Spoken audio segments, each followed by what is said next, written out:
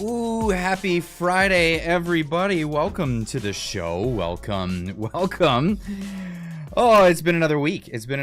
And I kind of had a slow one this week. I didn't put a lot of videos out, and there's reasons. We'll get to that. Let's pull that chat on in. What's happening, everybody? Welcome to the live show. If you're new here, if you're new to the channel and you're wondering what's going on, what's the event, it's the normal Friday night live stream. We do this every single week. Same time, every week at Friday. And what the deal is here, if you're unfamiliar with the layout of the channel, in the mornings, every day, we do news stories talking about things that matter, mostly in Canada, but around the world, things like that. And then on Wednesdays, we do the live show with Marty and myself. So that's a Marty and Clyde show that also goes out on Thursday mornings as a long form podcast. And then on Fridays, it's the hangout with the community time. So it's really me hanging out with you guys for a few hours and talking about the things that are happening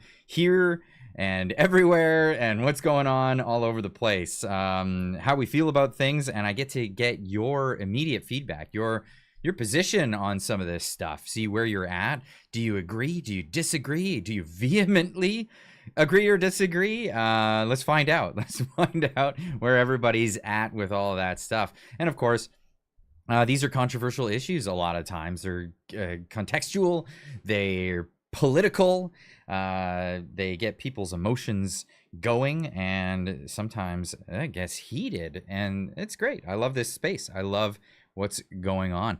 Clyde is a hanger, not a wanker. Well, what does that even mean? I don't know. Sean King, morning from where? Where's Sean King coming from? Hello, fellow list person. Are we all on lists? Is that it? Hey, dudes and dudettes. Oops, I cook, garden, and love my kids. Must be a threat to democracy. Oh, that's right. You must be a threat to, what is it? The establishment, essentially. If you like those, it's not even conservative values, it's just traditional values. We the extremists, that's right. Oh, man. Yeah, where is everybody from? I'd love to see that. Put that in the chat. Where are you watching from? As well as where are you watching from? Where did you get the notification to jump in on this stream? I actually didn't even put this out on Twitter. Let's just be honest.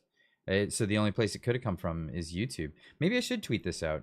Or do I bother? I don't know. We'll see. We'll see how it goes. How about this? How about you guys tweet this out? If you're a Twitter user, put this on Twitter. There's a little link down below. It says share. And then you can tweet this out onto Twitter. You can put this on your Facebook. You can put this on anywhere. You can put it on an obscure platform that we've never heard of. All you got to do is hit that copy link and put it out there somewhere for somebody to jump in, because you know what it does is it helps with the algorithm. And of course the algorithm's down lately. A lot of people are just tuning out, fed up. They saw what went down in the last election and they're not having it. They're seeing what's happening all over the place, and also they're seeing what the weather's like outside, so they're saying forget it, I'm just gonna go touch grass for a while, catch you on the flip side.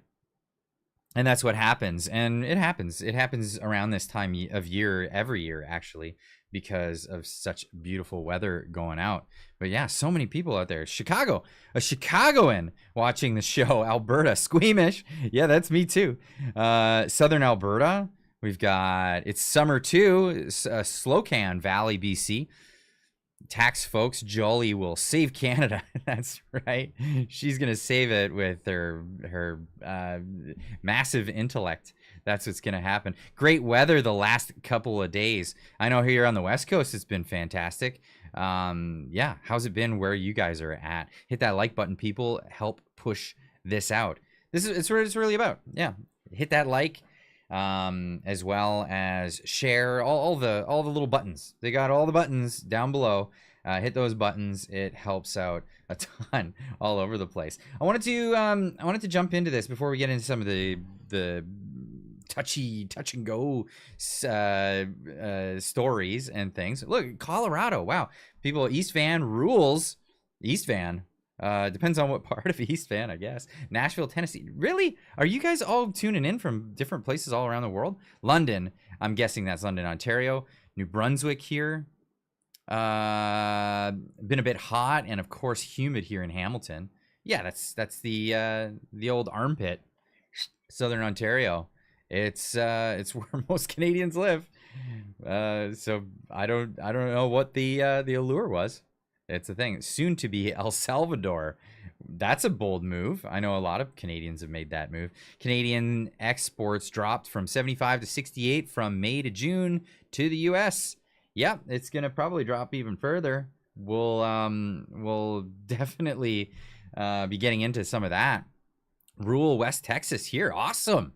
I'm soon to be a Texan, so I'll be joining you out there. It's just immigration works at the speed of government, so that's one of those things. I'm of course an American citizen. We're talking about immigration for my wife, so we're gonna make sure we do it to the book and legally, all of that stuff. So that's definitely a thing. You're popular, Clyde. Well, I appreciate that. Thank you so much. Kawartha Lakes need rain. Where is Kawartha Lakes? I'd love to know that. I love Clyde and peaches. Well, appreciate that. Welcome, Clyde. Well, yeah, welcome to my live stream, William. You move into Texas? Yes, that's the plan. That's the plan. But okay, so I'll fill you in TLDR because I did a whole video on this, and you can go to the second channel. You have a second channel? Yeah, it's called the Do Something Podcast. Go over there. There's a video. It's probably the most popular video on the channel talking about my current situation, what's going on with that. But the TLDR is a year ago, we were evicted from our house that we rented for 11 years because the landlord wanted to get a payday. So he left the place empty and then rented it out again for 3 times the rate. So he had to kick us out to do that. No negotiations on rent increases or anything like that. So at the time we were looking around, we're like, this is crazy. The best we could find was a 2-bedroom apartment for $3,000 a month. We'll get into some of these costs a little bit in this live stream later, if we're gonna go that way, but that's the thing. What's this about Jimmy Dore? Jimmy Dore had a great segment on HARP and the floods today. If you're not watching Jimmy Dore, you're not informed. I love Jimmy Dore. He's great. I'm not sure if I might be at a speaking arrangement with him in the not so distant future. So I'll look forward to meeting him as well. But yeah. Anyway, what happened was we got evicted. Cost of living went skyrocketed. It's nuts. And so as an American citizen, I'm dual citizen, Canada, America. Thought, what do we do? Are we going to move to another Canadian city because we can't live here anymore? Pack up everything and then have the same thing happen again? Like, why don't we go where things are looking good? And so we put out our feelers and we looked around. I gave the wife 2 choices. I said, we're going to go to Florida or Texas. Which would you prefer? And she chose Texas, and I'm very glad for that. James, South Texas here. Welcome to Texas, Clyde. Well, I haven't moved there yet. I have been there. I love it there. And this is the sentiment that you get from Texans. It's so beautiful. It's so beautiful. Oh, and it's so heartwarming because I hate to say this, but the attitudes of Canadians have gone way down in my lifetime. Like, I remember Canadians being really, really nice people.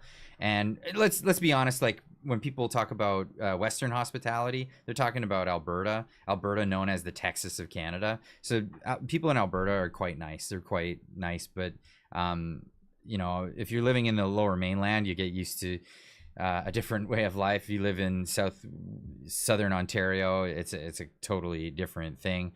But the stereotype of Southern hospitality is definitely a thing. So yes, come to USA. We love you. It's a matter of time. It's a matter of time because where are you moving to? We're looking at a few different towns. One's called Cedar Park and one's called Leander. And those are the ones we kind of got our hearts set on. So hopefully we end up at those. They're outside of Austin, but they're outside and in a different county, so it's not run by the same people that run Austin, which is really nice. But yeah, that's where we're looking. I used to work in the USA for 5 years. I'm sick of Canadians dissing Americans. Welcome to my life, man. Every time throughout my life, people learn that I'm a dual citizen. I'm American. I get the gears. Boy, do I get the gears. It's unbelievable. And this is the sentiment that I hear everywhere.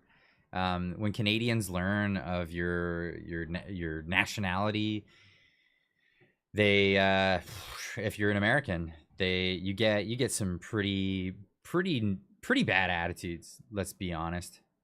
Not all of us diss Americans. You're correct, Carla. Not all of us do.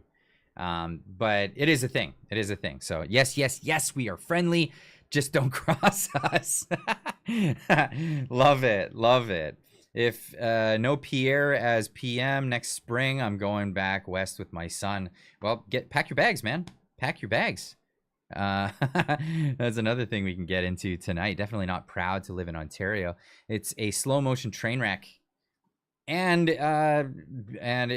it's by choice. Absolutely by choice. We saw the way the vote went. Only woke liberals diss Americans.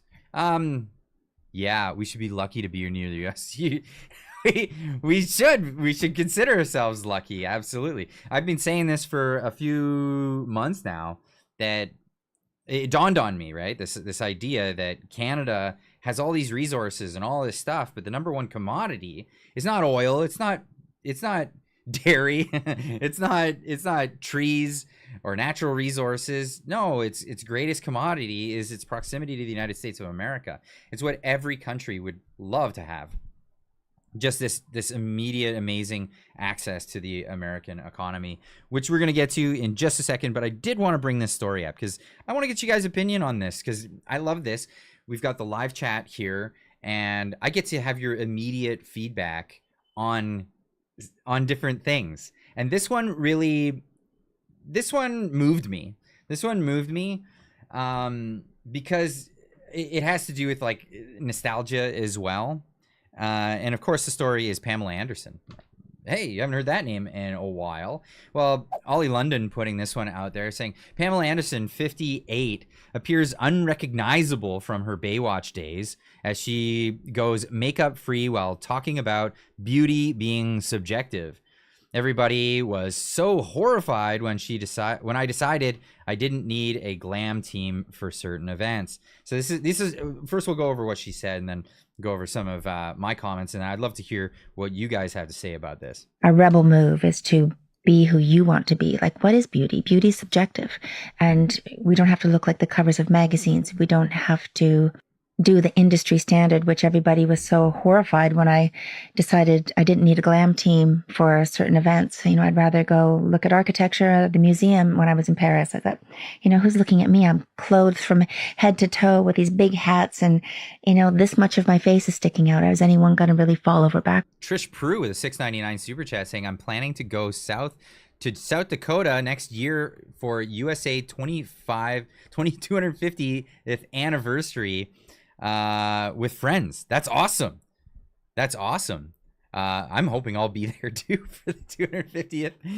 That would be really cool. But yeah, thank you so much. I hope it goes well for you. I know a lot of people will be happy that you're there. Maybe some on the Canadian side, you shouldn't go. Yeah. Well, I'm really happy that you're doing that. I'm really happy for that. Backwards if I'm not wearing makeup. And that's where it started at Paris Fashion Week. And it just sent everybody scrambling around me thinking, no, this is not what people do. And I said, well, that even gives me more reason to do it. And not that it was, world peace or anything, but it was just me challenging myself, thinking, why am I sitting in a makeup chair for 3 hours when no one's looking at me? Like, what am I? And even if they were, why am I doing this? Because this just seems like a habit. And not that I'm opposed to makeup, because I love getting dressed up and glammed up. And I just felt like it was time I had nothing to lose. And I felt I'm not trying to create a persona right now. I'm not trying to be famous. I need to use my position to experiment and open up conversations. I think that is awesome, to be honest. So this is how she looks without makeup, and she's fine with that. She's happy with that. I said she looks great. She's not unrecognizable at all. She's aging with grace. More people should do this. I encourage this. I absolutely encourage this. I hate this beauty standard that uh let's be honest, women have this beauty standard. Women are imposing that beauty standard on women. And what does it do? It creates all this like dysmorphia where people feel like they've got to do weird things with their face. And it's not just women, men do it too. I mean, look at Simon Cowell. Ugh, what the heck, right? So many of these people, they get it in their head that they need to always look youthful. Madonna, what the heck? And I always joke about it, but like you get all the best plastic surgeons around the world, and they all have their own unique talents, and they all make the same stupid ugly face. If you know what I'm talking about, it's that weird face that looks like a cat. And that's what happens when people get into all of that. I think she looks fantastic. She's 58 years old and not wearing makeup. Kudos to her. I think she's doing great. Phoenix Zen, for a member of 10 months, says she looks great for 58. Hey, I'm old and everyone says I look great. Being authentic is always best. And that's right. That's right. Why not? Why not? So of course there's some naysayer here says she had fillers, Botox, and other procedures. So that's not our aging gracefully at all. And I replied, it appears she gave up on all of those before it became a problem. I think she looks great. And May, who's not really, says, I do too. Glad to hear this from an intelligent and obviously not superficial man. I think natural beauty is an absolute thing. And I think she looks fantastic for 58. You know, it doesn't look good. People like Madonna. I mean, like we've seen pictures of some of these celebrities and whatnot that just keep doing these things to their face. Just don't. Would you don't? I want to encourage more people to not do that. I want to say this though, like some of the most famous people that you will remember that, you know, aged gracefully. The first one that comes to mind for me is why am I trying to Angela Lansbury, right? Angela Lansbury. Oh yeah, Mickey Rourke. Holy cow! What a like crazy. Get that out of your head that's what you should look like. Angela Lansbury. She was a very lovely young lady when she was starting her career. She incidentally, a lot of people use the term gaslighting these days. It comes from a film that she starred in called Gaslight. In fact, I'll pull that up. Why don't I pull that up? Most people just know Angela Lansbury in her older days, and she was, you know, very nice looking, very beautiful, aged with grace, and but she was very young. Angela Lansbury, Gaslight. So from the film Gaslight, she was a pretty lady. Let's get this image opened. And no dark mode. Don't make it inverted on me, computer. Let's do this. You could do it. You can do this. Yeah, here we go. So that was Angela Lansbury as a young lady. She was a looker. Holy cow. But she didn't try to keep that youth. Like, don't do that. Don't do that. It looks crazy. It looks crazy. You don't just look like a cat lady. You look like you're trying to be a cat lady. Like, please don't. Oh, please get that out of your head. But anyway, we all know who Angela Lansbury was. Yeah, in the film Gaslight is where the term gaslighting comes from. It was about a husband who was overpowering and manipulative, and he would turn the gaslight down, like, so the lights were all lit by gas at one point. People didn't have, you know, all that. Yeah, Betty White, another person. Melania Trump, absolutely. So these are all great concepts. So I really just wanted to say my 2 cents on that subject. And the other thing too is that beauty standards are usually brought to you, because like women will say men have these crazy standards. Believe it or not, ladies, men are not that. They don't. Men just like women. Men just like women, and that's the thing. They don't have these crazy standards. It's women that have those standards and impose them on other women. It's just like the big muscle bound thing, and dudes that need to be like, you know, bodybuilders and stuff, and where they get that idea from. It's not women that like that. It's other dudes that like that. So get that out of your head. If you're trying to build your muscles up and all that stuff, do it because you get healthy and it looks good. That, but like going over the top, you're just impressing other dudes. That's all that is. So the He-Man archetype thing, it really is that. The supermodel, it's just for other women. That's all that is. Ladies, we love you. We love you the way that you look, and when you don't mess around with pulling skin and doing all that stuff, you look beautiful, and keep it up. Just be you. I just wanted to throw that out there because I really felt I had to say that, because I think there's some real warped ideas about beauty standards around the world, and I think every once in a while it just needs to be said. It just needs to be said because people need to do that. So, of course, where's your plaid shirt? I got this for my birthday, and it's a nice, beautiful Hawaiian shirt. Is it Hawaiian? Really? It's got like lobsters and clams and stuff on it. It's so comfortable, and I'm so happy because my family got it for me. My wife and my kids got it for me this past week for my birthday, and I thought that was awesome. And it's quite warm in here, so I'm like, I'm gonna wear this. I'll be way more comfortable for this live stream, sitting in front of the hot computer in a closed room with only a fan. I gotta when I moved to Texas, one thing I'm definitely working on is something because my computer generates so much heat. I want to make a thing that gets the heat out of the room. That's a thing. Thank you, Clyde. You're welcome, Jilly Beans.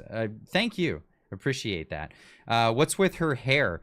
Oh, I've closed the tab. Yeah, she's got the bangs or whatever. Whatever. I'm not gonna judge that. She looks great. More Florida than Hawaii. Yeah, that's a better one there. Your family has good taste, Clyde. Yeah. HB Clyde, love the shirt. Happy birthday. Yeah. Love your shirt, Clyde. It's maritime. I was just in the Maritimes as well. Texas flood. Yeah. Wow, what a disaster. Really, I mean, there's some things we can get into in the live stream later, possibly, if we get that. Betty Davis eyes. Is that that's the sleepy eyes, is it not? My husband is younger than me, but he has pure white hair and mustache. Happy belated birthday, Clyde. Thank you so much, Gwen. I really appreciate that. Geez, dual lol. Yeah. Will you still do YouTube in Texas? More than ever, probably more than ever. So for you guys know I'm a mechanic by trade, so that's what I do. I do this every day. I go to work as a mechanic. I do my videos before I even go to work. So, you know, crazy busy schedule. I wake up super early, get the videos, put them together, put them online, and post, ghost, and go pull on wrenches, fix people's cars. And that's the thing. Clyde, my wife, and I love your content. Thank you, sir. Well, thank you. Dual Sport Bandit. I really appreciate that. That's awesome. Thank you. What did the boomers say to the Wi-Fi router? Back in my day, we had a stronger connection with our neighbors. Oh, that's good. That's good. But yeah, so the idea is when I get down there, we're gonna get down there. I've been working so crazy just to afford what it is that we have here. Once we get down there, I'd like to take some time off and just put it towards doing YouTube. We'll see where I end up with that. We'll see where I end up with that if I end up going back and finding a job at a shop again. And love me some Jasmine Lane talking with you. Yeah, she's awesome. She's super cool. I loved having her on. I've had her on a few times now, and she's fantastic. Got to meet her a few weeks ago in person, and that was really cool. But yeah, so that's the plan. That's the hope anyway. Yukon J with a $10 super chat says, "Hey Clyde, greetings from Combie, Quebec, Sacre Bleu. when are you coming to do a meetup in Montreal and the Eastern Townships? Got a 5-room 1850s farmhouse, plenty of room to bring the clan." Well, we haven't made any plans yet, but there's one of those things where when we're doing our immigration for my wife, because I have to sponsor her, so at some point they may have to do an interview with my wife and myself, and that might be. I heard that the only place in Canada you can do it is in Montreal, so that might be a thing. That might be a thing. So we'll see. We'll absolutely see about that. Did you see UK require a license to watch TV? Yeah, that's been a case for a very long time. It's been, yeah. You got a license for that? You got a license? Can't park there. So that's where we're at. But hey, let's move on. Let's move on. Some of these things. Mark Nixon asking out there to the community, saying, "Do you think Mark Carney should end his vacation?" Yeah, I think he should end his term. Let's be honest about that. Dual Sport Bandit, you work so hard, bro. I had a YouTube channel and I worked in production for adult media. It's very rigorous. Maybe adult media is totally relate. GG. Good game. Yeah, it's a lot of work. It is a lot of work, and you got to be on top of it all the time. And let's be honest. This past week has my family's going away for 3 weeks, so I'm gonna be yours for 3 weeks, apparently, or essentially, because my family won't be here. So I wanted to spend a lot more time with them over the past week, and so I did that. And it took away from doing the YouTube stuff because I'm gonna miss the crap out of them. I love my wife and my 2 beautiful little children, and I just wanted to spend a bit more time with them before that happened. So that's why things have been slow this week. And that's why that was a thing. But yeah, it's quite the job. You've got to be on it. You got to be on it all the time. And a big shout outs to all the best players in this space that are on it all the time as well. I mean, I just brought up Mark Nixon. He's crazy good. I love watching his content. Of course, Jasmine Lane, she's just on the ball. You've got the Elevate podcast. All these guys. Wyatt Claypool is on it all the time. Mr. Sunshine Baby. The pleb is back, apparently. He's back. He's doing his thing again. Marty up north, constantly on it. I'm going to leave people out. Sorry if I've left anybody out. But yeah, absolutely. So many great people that are working. Frank, how do I forget Frank? He's on it all the time. Every day. Every single day. And you know what's funny? Like, how do I forget Frank? I was watching Frank's video on my way home from work today. Frank is awesome. He's amazing. Marty rocks. All these people. You never have to explain your time with your family. Safe trips to them, and we'll enjoy your time with you. Our time with you. Yeah, normally I'll go with them to Japan, but just financially didn't work out this time. I gotta stay back and work, get jobs done, get stuff finished. Moose, how do I forget Moose? Moose on the loose. That guy is on it all the damn time. Like, he's just on it every single day. He's so incredibly good, and his editing skills are fantastic. His research and his chart, the chart, the Moose chart. I don't know how he's put that thing together. It's just so amazing. So, like I said, I'm gonna forget people, and then I'll feel so bad about it. But all these people are just killing it, absolutely killing it. Speaking of killing it, some people are killing it. Where did it go? I had it lined up. Of course, I always flub this. Yeah, somebody who's killing it. You and Moose should do more live streams. I'd love to. It was so fun streaming with Moose. He was awesome. Yeah, he was awesome. I'd love to have him on again. Good to see the summer shirt. What, no plaid? You're a hardworking man. Yeah, no plaid today. That's fine. I did the plaid thing because I thought it would be like, I'll tell you what. I'll just move the chat for a second. When I first moved into this place, I put these curtains up, and I usually just would wear a black shirt. But the black on the gray, on the white, and I originally I had black and white flags. It was just a little too dramatic looking, and I was like, you know what, because like I do videos and then I put work clothes on and I go to work, so I'm not wearing my work clothes with the shop I work for's logo and all that stuff. Frank was fired today. He's been fired all week, taking on everybody and kicking ass and taking names. But yeah, so I needed a little bit of contrast, and I wanted something that I could just throw on, and so I bought a pile of plaid shirts. I was like, okay, this will work. Hopefully it's aesthetically pleasing for everybody. And that's where the plaid shirt came from. Clyde, thanks for having Moose on your show. No, thank Moose for coming on my show. The real treat was I got to have Moose on the show. I've been watching him every morning since then. Oh, dude. Oh, you didn't watch him before. I'm glad I could introduce you to him. That's awesome. You and Moose are awesome. Thank you. Pronouns are widely embraced by the folks in Texas. Yeah, I love it. I love the term y'all too. Like, it catches on so quick, and it's just like this. It's such an endearing term. I mean, you're saying you and all, you all. Why not just abbreviate it? It feels nice.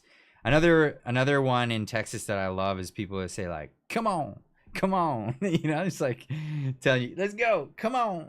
I'll show you the thing, and it all feels so friendly. It all feels so friendly. Frank Vaughn, yeah, absolutely. Frank Vaughn is amazing. Clyde, ran across your podcast a couple of months ago, and I try to watch it whenever I can find it. Awesome. I'm glad. Thank you so much. Is that, sorry, the name there? Stephen Colbert. Is that your real name, Stephen? If it is, that's interesting. Because I think even Stephen Colbert's name is not Stephen Colbert. Alberta is considered Texas of the North. Yeah, that's right. Batteries hate salt water, and saltwater vapor too. Too stupid. Yeah, the whole that thing. I'm back. I am back. Boat is smashed up a little, but hubby's fine. What? Are you okay? I guess we'll talk about it in the Discord later.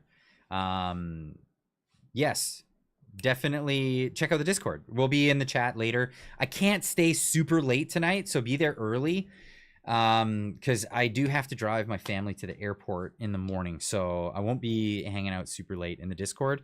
But if you want to become a member of the Discord, hopefully one of the moderators in the chat can put the link. The link is only ever open on Fridays during the stream, and we do this on purpose because we don't want bots and trolls and scammers and stuff going into the Discord, which is just kind of a tight-knit, closed community of people who want to have video chats with each other. So I try to make it a thing. I don't have the Friday link, just generic link. Well, there is no generic link. So let me see what we've got going on here. There should be a new link. Let me Jilly Peppers, make sure I'm gonna put this in the chat. Make sure you copy and paste it so that you have that to share throughout the stream. Appreciate that. Yeah, normally G does that, but I guess G's not in tonight, or not yet. That's the thing. What's up, G Meister? Yeah, there you go. G Meister usually takes care of it, but Jilly Peppers, you've now been ordained with the link. What do German car enthusiasts say in Texas? Audi. Funny. I'm not a big fan of German cars. I'm not gonna lie. I'm a technician, so I know a lot of the ins and outs about these things. If you want to know more about that, ask me in the Discord later. We'll talk cars. But in the meantime, we're gonna talk other stuff. Let's talk journalism. Journalism. What is journalism to you? Is journalism, as Ezra Levant said, anyone with a cell phone in today's day and age? Anyone who has a cell phone can document things that are happening in real time in the real world. Or is journalism something else? Is this something that people want to talk about? How about one of our favorite redheads from Canada, Rachel Gilmore? She wants to talk about what is journalism. What is what I do journalism? That's the question. Is what she does journalism? I'd love to hear your opinion about that in the chat as we go through this video. But let's hear from her. Is what I do journalism? Yes. At least I think so. But I think so. Well, let's have a look at what she does. This is what when she worked at Global News. This is her brand of journalism. Are you going to or unvaccinated relatives to sit at the dinner table with you this Thanksgiving? Experts are saying you might not want to risk it. Here's why.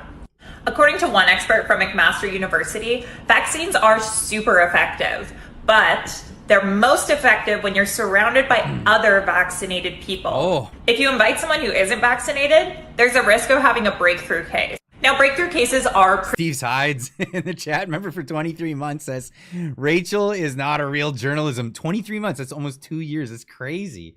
Thank you so much, my man. No, Rachel is not a real journalism. Not at all. She's not even a real journalism. You're not even a real journalism. That's right. That's right. This is the kind of, oh man, the face is just, it kills me. It kills me. But this is her talking about what it is that she does. This is her brand of journalisms. But some people might disagree. And that hits at the heart of a major debate in journalism right now that I'm going to break down for you in this video. Where do you go? Where is the debate in journalism? Where do you... Can you give me the address for journalism? I'd love to know. A debate in journalism. Oh, where are these debates taking place? And I'm going to tell you where I land on it so that you can understand what I do a little bit better. And pretty rare. There's only ever been about 8,000 in Ontario, but kids can't get vaccinated yet. So part of keeping those kids as safe as possible is telling that one uncle who chooses not to get vaccinated that he might have to sit this one out. Telling families that they need to separate each other over the common cold. That's journalism, apparently, but let's hear about it. And also maybe consume your media a little more critically, because the internet is amazing in so many ways. Yes, it has it is. democratized access to information and the voices who can deliver it. Absolutely. But it's also created a bit of an epidemic, one that disproportionately benefits overconfident white men who love to mansplain without necessarily doing the work to back it up. I think maybe that's what I'm doing right now. Am I mansplaining? Chat, fill me in. Tell me if I'm mansplaining about what journalism is. You're not even a real journalism. That's right. That's right. I'm mansplaining. That's why I'm not even a real journalism. And this is where I'm going to hit at the first distinction between journalism and just yapping. And white men, sorry. And that is original digging. I'd break the distinction down here into... Whoops. Why did it do that? Who love to mansplain without necessarily doing the work to back it up. Back to it. And this is where I'm going to hit at the first distinction between journalism and just yapping. And that is original digging. I'd break the distinction down here into 3 parts. And when they're done responsibly and ethically, I actually think that all 3 are really valuable. I'm going to use the example of the... Marie Perrin for 5 says NP just did a video. Carney has over 103 conflicts of interest according to the ethics commissioner. Yeah, they got their own conflicts of interest over there at NP as well. We've been hearing about that this week. But yeah, there are lots of conflicts of interest out of the PMO, that's for sure. The recent news about the dudes arrested in Quebec. Now, if I just threw up this CBC article and told you what was in it, I would consider that aggregating news that other people report. Okay, so if you're just reading the news, you're aggregating news. And that is valuable. There is journalistic decision making involved in deciding what to include in your aggregation and what news to leave out. But I wouldn't say doing that necessarily makes you a journalist. It doesn't preclude you from being one, but it doesn't necessarily make you one. So if you're aggregating news, you're not a journalist necessarily, but you are journalizing or journalismizing. But you're not, and you are, but really not, while simultaneously being. I would Gotcha. call folks like that aggregators, because they offer a service not unlike National News Watch, which aggregates all of the biggest political news stories of the day. And this is a website that everyone who works on Parliament Hill refreshes religiously, so it is a valuable service. The second So it couldn't be manipulated ever. But anyway, it's still journalism, because we need to make sure that our friends over at that website don't get precluded from journalism. category I'd mention here is people who show you this article and then offer their opinion or some analysis of it. This would fall in the lane of what I'd call commentary or analysis, kind of like an opinion article in a newspaper. Yeah, an op-ed. An op-ed. They give you their thoughts or opinions or perspective on an issue, which is super valuable, without necessarily taking the extra step of independently confirming the information or adding any new hard facts to the reporting. Right, because they're not contributing with hard facts that possibly they learned elsewhere and brought from somewhere else. That is bringing hard facts and all of that stuff. What is this? Is this bringing hard facts? No, it's reiterating what you read on the Canadian from the Canadian government's website.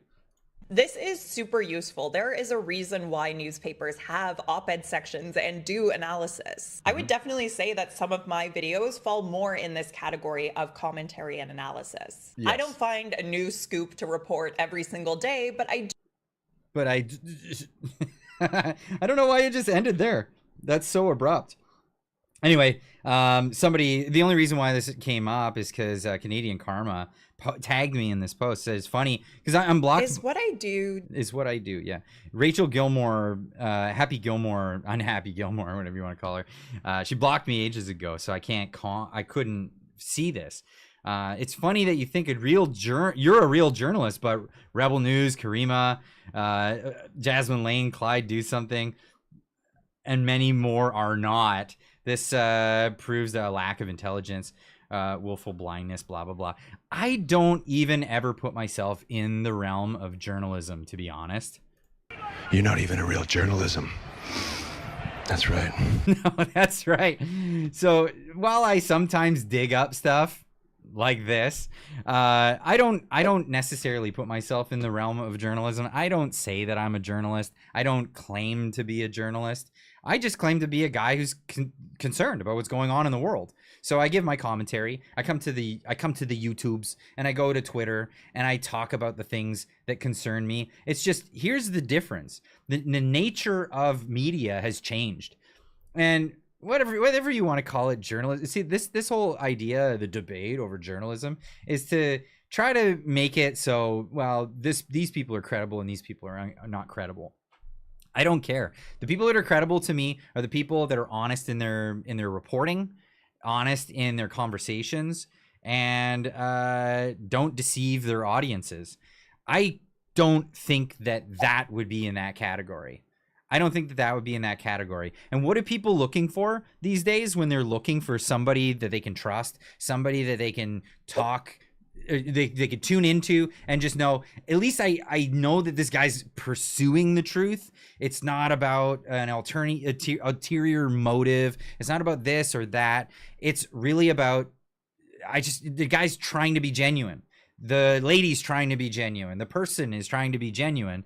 That's what people are looking for. And that's what there's a real market for these days. It's not about who's an accredited journalist anymore. It's not about who's the anchor man and who's this and that. It's really about who can I trust to fill me in, because I don't have a whole lot of time in my day, that somebody has spent time. And there you go. Good faith discussions are more important. Who is going to try to find out what's going on and present it to me in a consumable way where I can just go, okay, I'm filled in, or I feel like I'm deservedly filled in.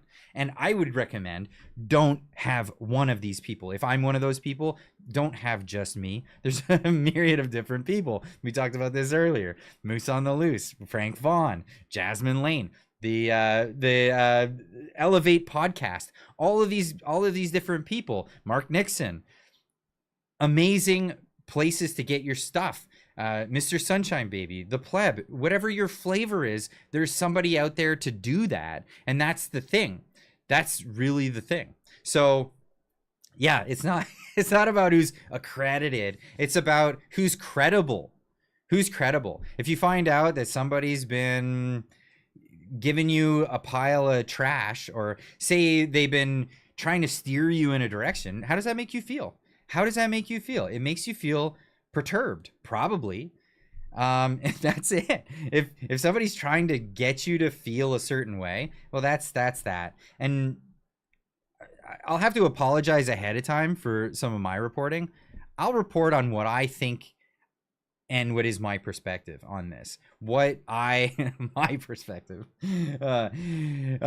Sorry, that cracking myself up already. But Alexa Lavoie, fantastic journalist for Rebel News. Absolutely. Sorry, you're cracking me up. But so again, leaning towards people that are not steering you in a particular direction. And when I find that, well, Wyatt Claypool, exactly.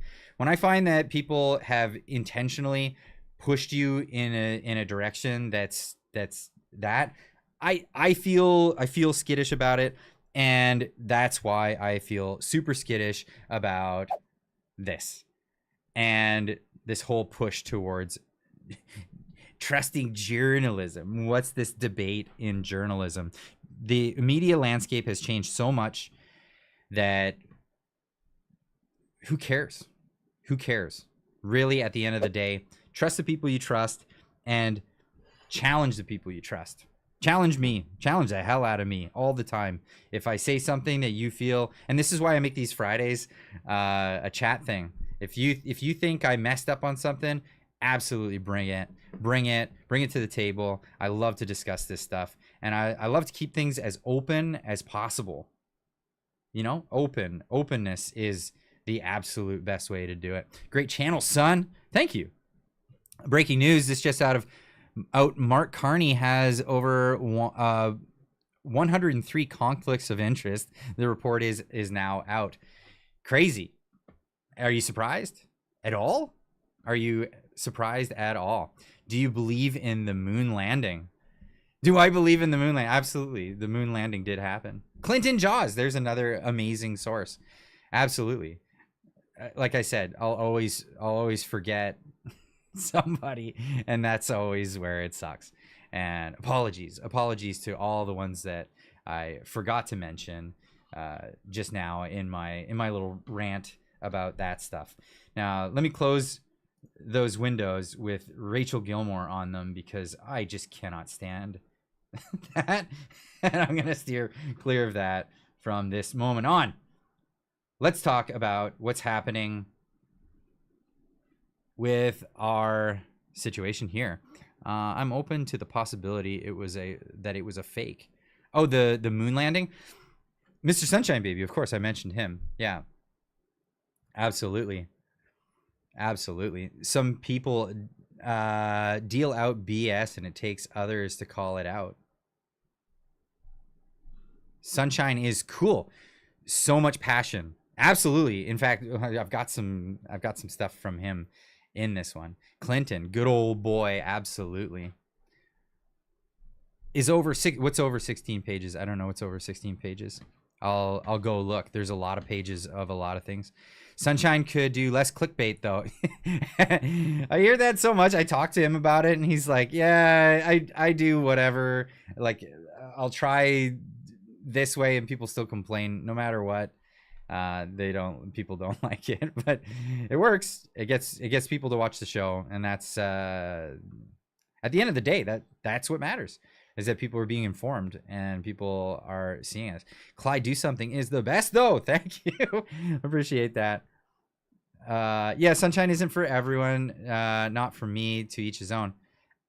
Yeah, I think he's a great guy. Mario Zelaya is another dude in this space. Amazing. Agreed.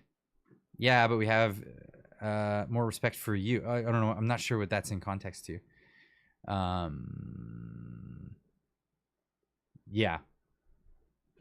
But I like the guy. I actually like the guy. His videos are all right. Just over sensationalized titles. Well, yeah, ain't that the game? Ain't that the game? Entirely, Mr. Clickbait baby. Mario is brilliant. Mario's great. I got something that's gonna blow your mind. Sorry, it's just always the thing. Oh, that's awesome. Yeah, that guy. Yeah, that's another Moose. Yes, absolutely. So let's get into some of this. The fridge, absolutely. Jasmine Lane posting this out there. Donald Trump has written a letter to Canada telling us how high the tariffs will be thanks to our government's elbows being so high. It restricted blood flow to the brain, causing an extreme case of incompetence. This is unfortunately the reality of the situation here in Canada for Canadians. Alex Zoltan, another great name to get out there. Me and it's funny that it's coming up right as I'm bringing this up. Alex and I butt heads on this topic all the time. We totally disagree with each other when it comes to the relationship between Canada and the United States, and that's fine. That's great because we disagree. We disagree, and we're still really good friends. That's the way it works. Actually agree with him half the time though. Yeah, well there you go. Fridge is cringe. Well, now I have to go subscribe to all these people. Alex is cool. Cool as in Kool-Aid with a K. That's awesome. They have cottages. I'm not sure who, but let's get into this. So Donald Trump wrote a letter to Canada. Contrarian also mentioning this one. Trump just Hulk smashed Canada with 35% tariffs. Meanwhile, Carney is on an undisclosed vacation, and Parliament is extending for another 6-month holiday to 11 fully paid. This is crazy. Canada needs a real government, not a circus sideshow. Now, this is the funny part is. Wow, I'm getting texts from old friends. Wow, that's cool.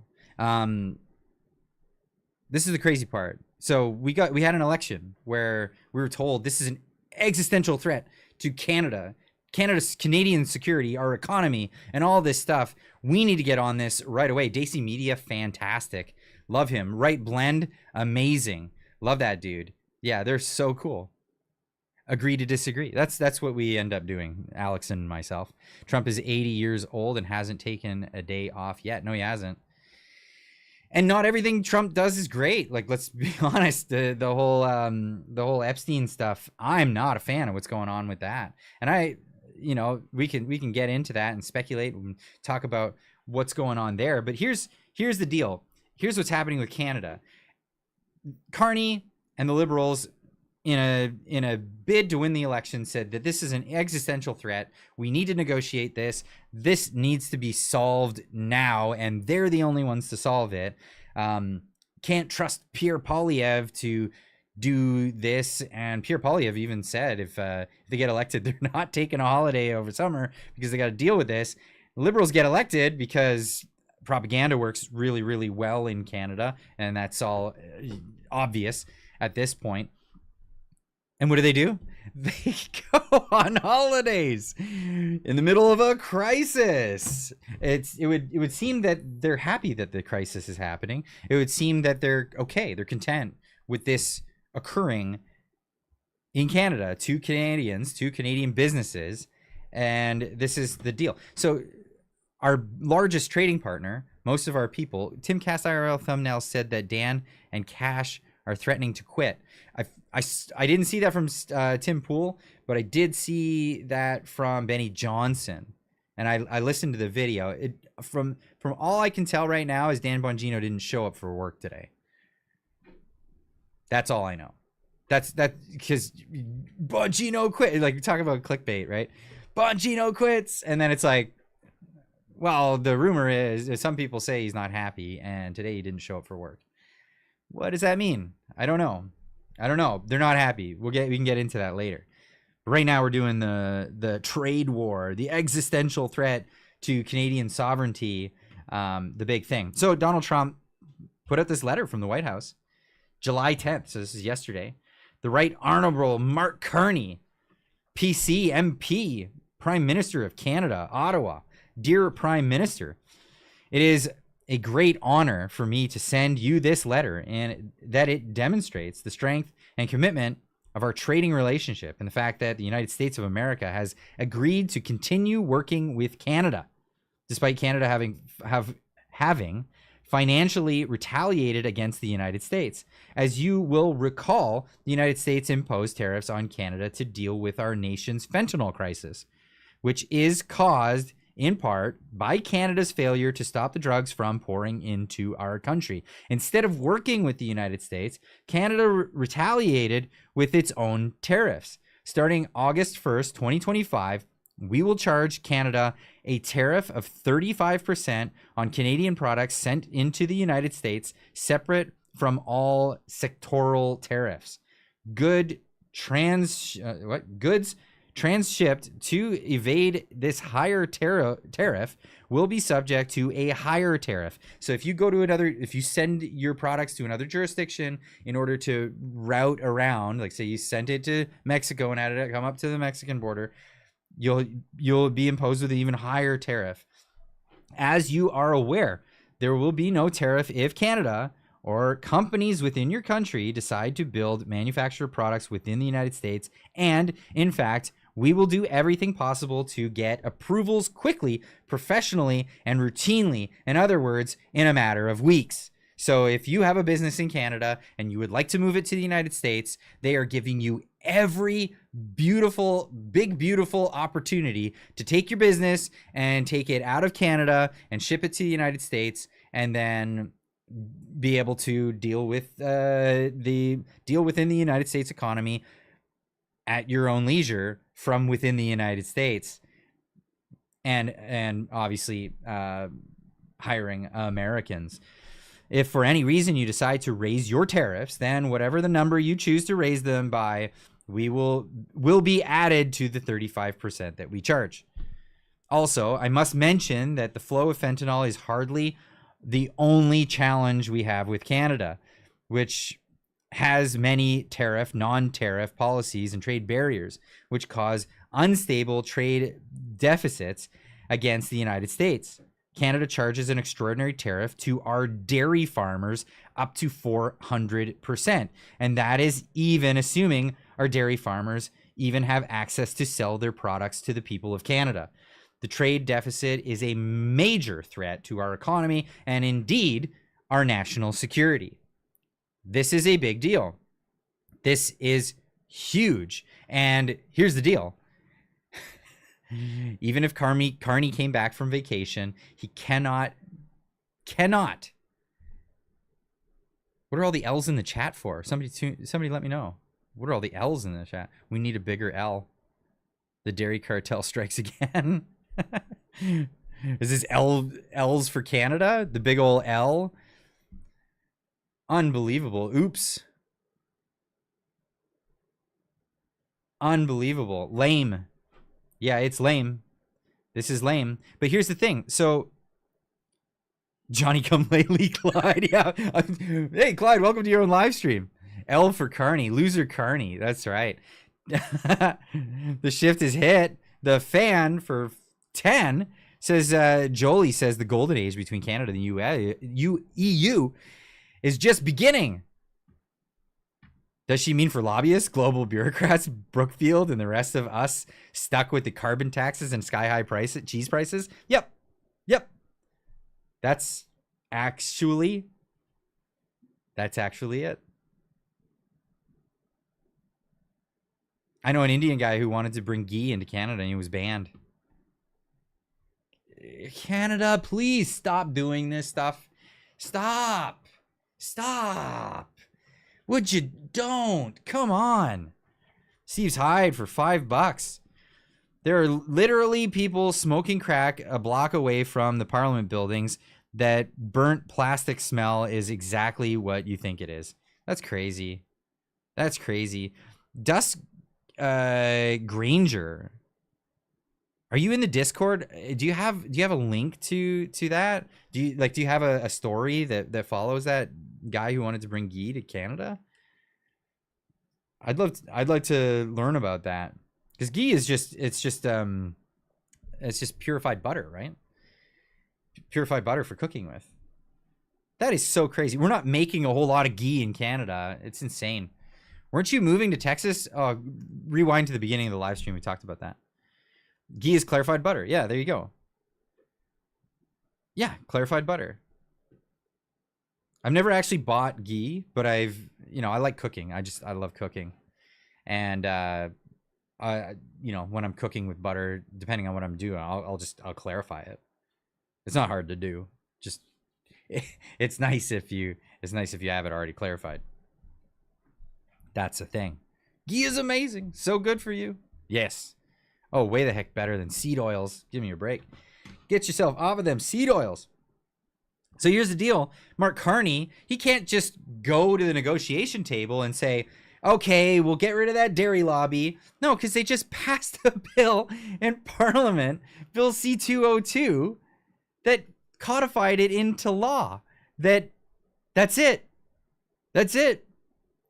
You can't negotiate. You can't negotiate the dairy lobby. It's not allowed. It's got to stay what it is. Nobody's allowed to negotiate the dairy lobby with any foreign countries. It's so crazy. And they rammed that one through in record time. Unbelievable. Just before all of this stuff happened. And so what does Trump do? He's like, yeah, you're going to get rid of that dairy lobby or you're going to face tariffs. Now let's just be honest here. So Vietnam just got a trade deal with the United States of America. Vietnam. You might think, oh, who cares about Vietnam? What do they got that we don't have? A lot. Let's just be honest about this. Take the maple leaf and put it to the side for a second and go, I know I have all this pride about Canada being the best place on earth and all this stuff. The propaganda's told me this my whole life. I know people are sleeping in tents outside, but and it's people doing the fent bend right outside my door, but it's the greatest place and everybody wants to be here. You keep hearing that. We get it. Clyde is so happy. But when it comes to trade, we're not that great of an actor on the world stage. And we've destroyed our own economy so much that we're not that lucrative either. We're not that lucrative of an economy for Americans to go, yeah, I'd love to. Oh, whoa. No, I'm not gonna. What's Vietnam doing? Vietnam has just scored a trade deal with the United States and they're happy with it. And listen to what the trade deal is. They had a closed market before. They didn't allow American manufacturers and American products in. This is something they didn't allow. It was the Viet Cong, communists, whatever. This is how they play their game. And that sucks for Vietnamese. But the reality is they've started to become a manufacturing place, and they make a lot of agricultural goods that you probably eat and just don't even know it. You probably don't even know it. If you had shrimp this month, you probably ate Vietnamese shrimp. This is a thing. It's a real thing. But the deal is they are an emerging economy, which means they're growing. They're already quite large and they're growing. And they're now allowing access to the United States, these businesses, which is lucrative for the United States because now they can export goods. America's manufacturing base comes back. They're exporting goods into Vietnam. You're going to start seeing people driving around in Denali's over there. And that's a good thing. You might say, well, it's a little tiny place. What do you care? It's not like there's 100 million people there.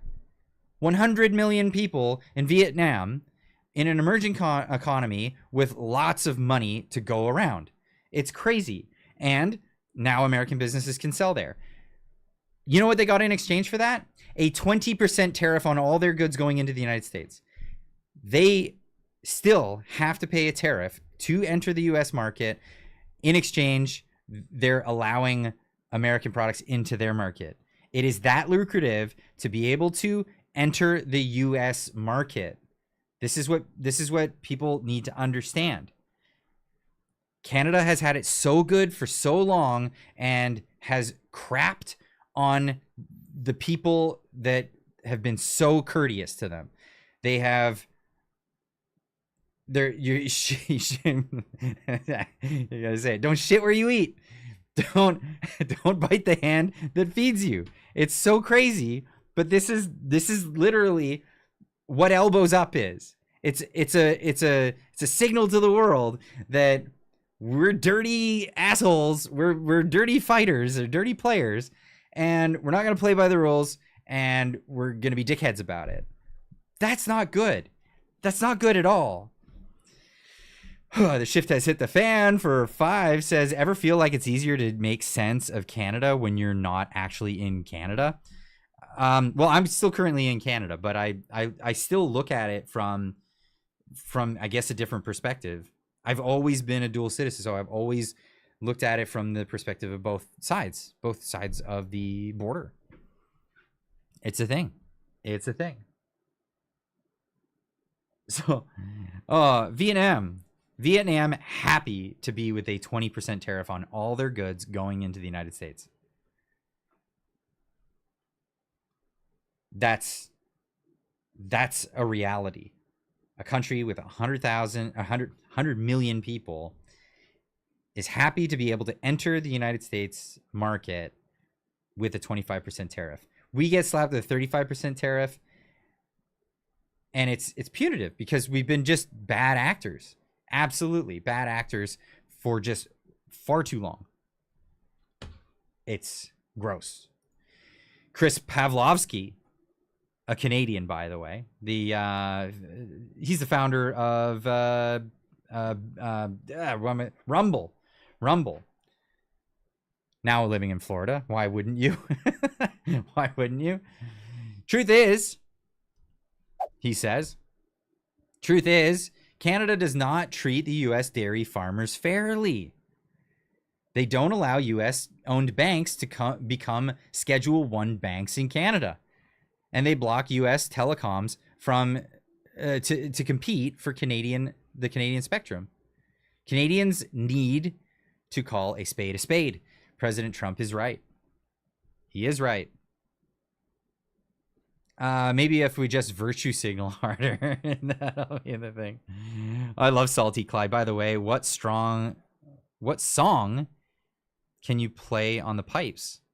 Oh, I haven't played the pipes in so long, but I mean, we used to do Roundtree, Scotland the Brave, all that stuff in parades, and all the old people play Amazing Grace for me. Play Amazing Grace. I got so sick of Amazing Grace, but it's got that feel to it. But yeah, used to play a lot. But that was another lifetime ago. Flower of Scotland. I don't know if I knew that one. Traditional values are extreme now. That's wild to me, isn't it? Isn't it? Just hearing it out loud, that's the wild part. It's crazy. And so, of course, Mr. Sunshine Baby chiming in on this one. People in Discord know I'm real. Yeah. And come say hi in the Discord. Jilly Peppers, I'm sure you'll be there after the show. I'll be there. Clyde, why did you stop posting on Rumble? Because if they want me to come on to Rumble, maybe I'll get a deal. Come at me with a deal. It looked like when I was posting on Rumble, the only people that were getting any traction were the people who had contracts with Rumble. So I was like, okay, well, I'll pull it. If they want me back, call me up.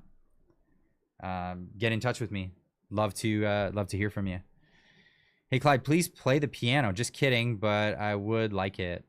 I'd love to play my old piano, but my old piano is gone. I had to give it away to a friend, unfortunately, because of the whole eviction thing and all of that.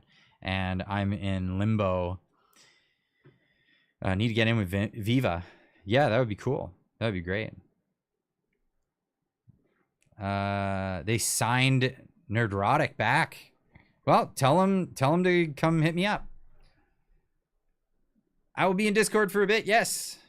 Yep, I'll be there. Chili Peppers, put that link in there again, so everybody has a link to the Discord to get in and join us after the live stream, because that's where we'll be. We'll be in the after stream voice. Come chat with us. It's always great. It's always a good thing. And by the way, the link is only available during the live stream, so get in there now, because the link expires and then you won't be able to get in again until next week on Friday during the live stream. Kitty the Prepping Cat, member for 22 months. Another 22-monther. Wow. Straight up, American food is much better. Half my family is American, and I too am so tired of being slammed for that. Thanks for your hard work, Clyde. Absolutely. Absolutely. I'll do what I can. I'm tired of being slammed for it as well. It sucks. But it's like, instead of saying anything negative, I just say you're welcome. I think America should just start saying you're welcome to people, because really at the end of the day is like, really, you're gonna go to Europe? Is that what Canadians want? You're gonna change all your trade to Europe? That's the new golden age? How stupid. How stupid. Anyway, let's get into this. Mr. Sunshine Baby had some pretty good tweets this week. He said, Canada, we've created an environment where conservatives are afraid to speak their mind. As soon as a CPC supporter criticizes Pierre Poilievre, the party, or points out where Pierre failed, they're labeled traitors, liberals, fake, and divisive. This is not normal. However, although many are not willing to speak out, you're not alone. And this is so true. Like, if you're like a Donald Trump supporter and you're like, I don't like what he's doing with that, nobody's like, get out of here, traitor. Nobody's doing, like, maybe crazies. Some crazies are doing that. But like, I've been saying this week. I don't like what's going on with this Epstein stuff. No, not good, not cool. Let's get to the bottom of it. Come on. Whoa. Let's get back with some of your promises. I'm knocking stuff over here. Let's get on with some of these promises that were supposed to take place. Knocking things around. Sorry about that. Yeah, no, it's crazy. It's crazy. You have to be directly on point. And believe me, like, some of the drama that happened this weekend, my theory about where that all came from was because somebody wanted to criticize Elections Canada. And it's like, no. If you criticize Elections Canada, then that'll give CBC an excuse to say that we're being like Trump supporters and denying election results. So we got to shut that guy down instead of just being truthful about what's actually happening. That, to me, that's crazy. It's absolutely crazy. Now, on that line of thinking, I don't think that there was an election fraud in Canada to swing where it actually went. Clyde, where's your wobbly pop? It was almost all over my keyboard just a second ago. Right there. Where's your wobbly pop? Is everybody got there's going on? Yeah, no, it's crazy. It's crazy. I don't think that there was enough election. I genuinely think the propaganda worked. If there was election meddling, I think it was that the CBC even covered the election. I think the CBC should have recused itself as an organization, and so should have all of the agencies that receive money from the government, considering there is a contention in the election over one candidate wanted to defund the CBC and one wanted to give him more money. So, and all the other agencies. So that's absolutely the thing there. Gregory for $5 says, The U.S. tariffs not only make sense from a trade standpoint, but also from a Monroe Doctrine stand once you factor in the foreign interferences. Good point. Very good point. Now, am I always like a tariff guy? Like, do I think that tariffs should be a thing? My views might actually be evolving on that. We can get into that, but let's get into this. So, Sunshine Baby Jasper is saying, look, this is not normal behavior. It's not normal. However, although many are not willing to speak out, you're not alone. When I make these kinds of remarks on my posts, despite many not following to retweet, I see the likes. And believe me, there are many on the inside, many MPs, many former staffers, and big names who hit like those posts, who hit like on those posts and agree. I see who you are. I don't think you're alone. We can't afford to lose the next election. We need to level up, and it starts with looking in the mirror and admitting our failures. To which I replied, I hate to say this, man, but I think if Alberta separates, the Conservatives will never win an election again in Canada. And that's a thing. Salty Shaman replying, it's hard to say, Clyde. If the Liberals left behind in Canada, the Liberals are the ones that are left behind, Canada will really suffer. They may change their ways. It'll have to hurt them a lot, though. Not sure what that would look like. And I think that's true. I think the only thing that'll change the elbows up crowd is if things really hurt. I'm going to follow that guy back. That was a good comment. It'll have to hurt, because what else will break the propaganda? I mean, like, in the chat, I'd love to hear what you have to say. Like, Jenny Barron's got to go. I know a lot of people want to shed the blame on Jenny Barron, and sure, yeah, she's terrible, she's awful, but there's one guy who decides whether she's there or not. That's the reality of it. That's the reality of it. But we still have this. This is so ludicrous to me. There's no clear difference between the two political factions when it comes to the biggest issue, even to Canadians. The biggest issue to Canadians being that it's the Americans are our biggest threat, which is crazy. That came out in a poll recently. But there's no clear delineation. Here's Pierre Poilievre saying, when was this post? Yesterday. The latest tariff threats are another unjustified attack on Canada's economy. He writes about the justification in the letter. The justifications in the letter. Why? Why are we doing this? Why are we pretending that Canada has not been a bad trading partner? It doesn't help that Carney stole Pierre's idea. Yeah, well, it doesn't.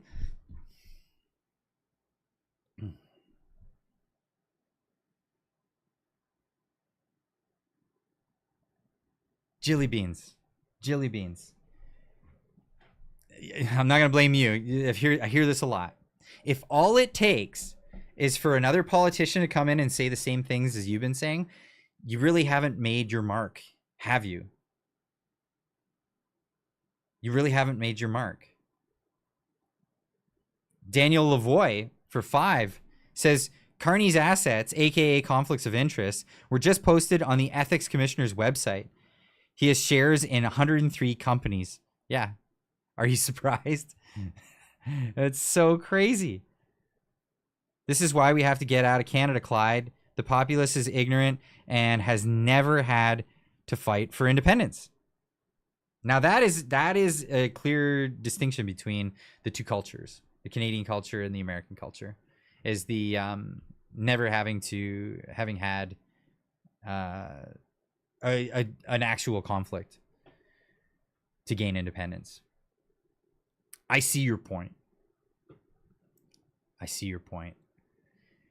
Yeah, it's crazy. It's crazy. Like, I wish it was just that easy. Like, oh, I could be a politician. All I got to do is like run up and say the same thing that the other guy's saying. And no, what happens is you put yourself out there as something different. Listen to this. The latest tariff threats are another unjustified attack on Canada's economy because it's totally unjustified. They didn't give justification. They didn't say all this stuff about why they're doing it. And guess what? They're putting tariffs on other countries as well. These aren't unjustified. They're not unjustified. The original, the tariffs, the trade protections, the barriers to entry that we've put on for decades and decades and decades, were those unjustified? Yeah, because we did it unilaterally. This is crazy. Joe Pipito, I hope I'm saying that right, for $6.99 says Carney sucks Culk. Make sure throw the hard L in that one so the YouTube algorithm doesn't get the wrong impression of what I just said. PBD did, thank you by the way. PBD did say that PP doesn't have the attitude of a winner. No, he's got the attitude of an opposition leader. And you know, I gotta say, he's over there in Alberta right now, and he's talking a game. He's saying these things, and it's like, great, you know, you're trying to win, over so you can get your seat back, right? But it's like this is where it hurts. It hurts. Like, we have the guy that resigned. He gave up his seat so Pierre could run. He did a speech about, this is not about party, it's about the country. And it's like, wait a second, you're doing this for the leader of your party. It's totally about party. Luke, if Alberta separates, we don't have ocean access, but BC is cut off from the rest of Canada. Well, it would be. Yeah, sorry, question mark. There is 2 rails and 1.5 highways in this joke country. Yeah, it would put make for a real big pickle for British Columbia, wouldn't it? That would be a pickle that they'd be in. But then, you know, Alberta does virtually all of their trade with the United States. Why wouldn't they just make deals with the states that are along the way to the ocean? They could totally make that happen. Absolutely. And instead of selling oil to the United States at a discount, they would end up probably working out a better deal with that and selling oil back to Canada at a surplus. That would likely be the scenario there. Mr. Roscoe Pico for $6.99 says, the worse it gets, the more liberal voters point at everything but themselves. They won't admit failure. No, they fail up. They always fail up. Canadian Spider-Man, welcome to the channel. That's awesome. Becoming a member during this awesome live stream. I really appreciate that. I appreciate all of you coming out. It's amazing. Don't forget to hit that like button though. It helps out so much. If you haven't hit it, it's just down there. It helps out a ton. You have no idea. It's so easy to do. So easy to do. What else does he say? Canada has long been a reliable partner and trusted friend to the United States. America has been the provider of economy, wealth, prosperity to Canada forever. Turn the argument around. Why do you have tariffs on the United States? Why do you have trade protections against the United States? Stop playing this. It's unjustified crap. I just don't know. It's not working. Tell the truth. These tariffs will damage both our countries. Not if companies that are in Canada move to the United States. It's not going to damage Canada, or it's not going to damage the United States. It'll help America and American workers. All Canadians must come together to defend our economy. You know how you can defend our economy? You can stop with this rhetoric. Conservatives stand ready to do everything we can. We got to do it with the... do I have a pen? Put a pen in my hand. Conservatives will do everything we can to secure the best deal for Canada by July 21st deadline. The Prime Minister has set. Doing it like a politician does. Defies you. Gifting 5 members to the channel. Awesome. Thank you. Thank you so much.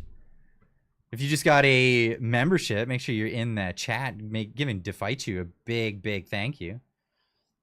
That's really awesome. American bashing is so lame. It is. It is so lame. It is super lame. And come on, Canada, get over it. Like, do you really want to sacrifice everything for some freaking dairy farmers? Here's the news from Toronto Star. Another day, another tariff announcement. This time, Donald Trump took aim at Canada once again.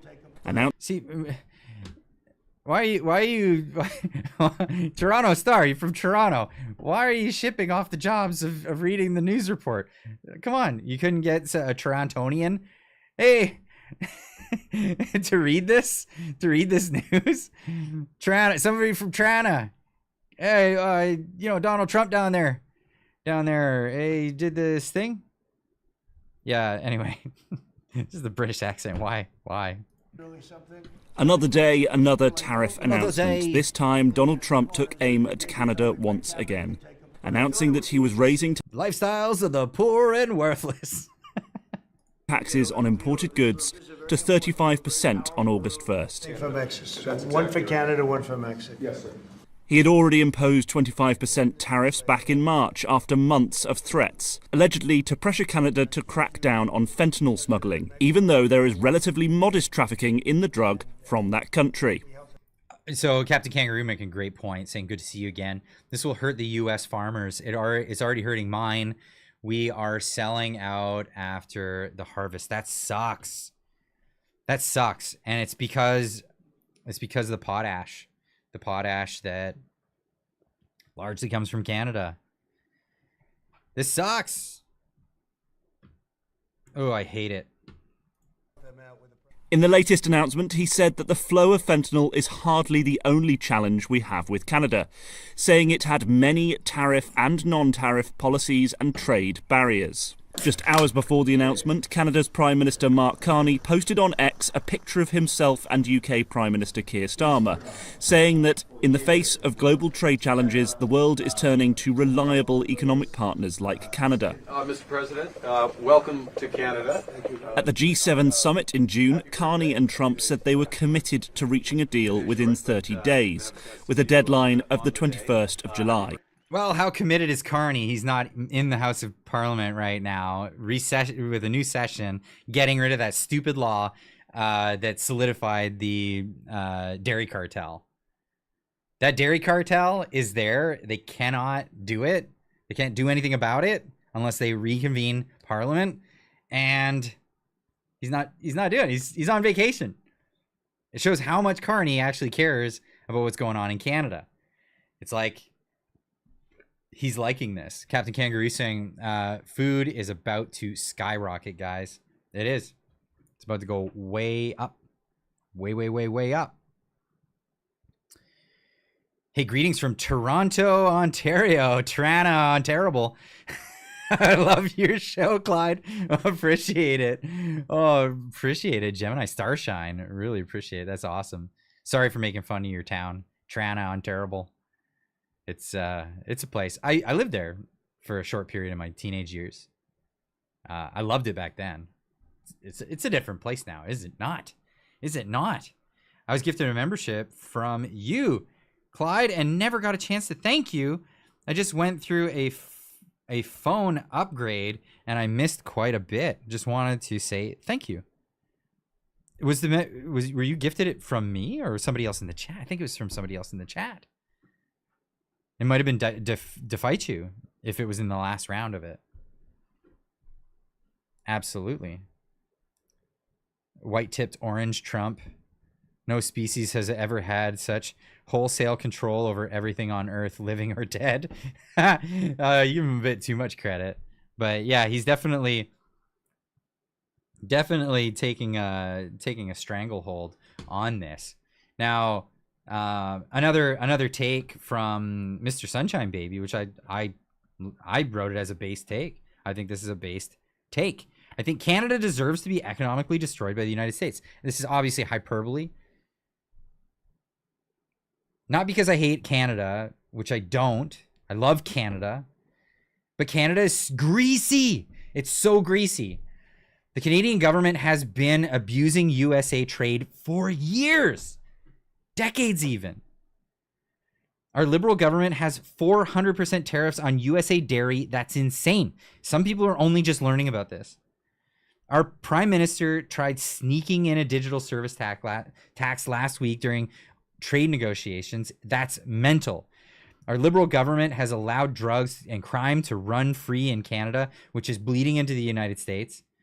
Just because we're acting on it now doesn't mean the problem has been solved or is even close to being solved. Canada deserves to go bankrupt as a result of election weak Liberal leadership over and over and over. But hey, at least Pierre Poilievre didn't get elected, right? I bet Trump would have slapped 40% tariffs on Canada if he was PM. It's so true. It is so true. So true. And of course, my good friend Alex, ridiculous take and absolute nonsense. I like both of you very much. I get Canadians are demoralized, but cheering on the economic destruction of your own country is so lame. I think it's like biting off your nose to spite your face. To which I replied to Alex, I know we disagree. It always ends with that with that note when this topic is between the two of us. Still love you, brother. And then he replied, still love you, brother. Alex is awesome. He's super cool, but we do not see eye to eye on this one. But that's the thing. I'll invite people on my show that I don't always see eye to eye with. Rosemary. That's definitely something I differ on that one with. Now, Trump threatens now new 35% tariff on Canadian goods effective August 1st. U.S. President Donald Trump has once again turned his attention to his aggressive trade agenda on Canada with yet another new tariff threat.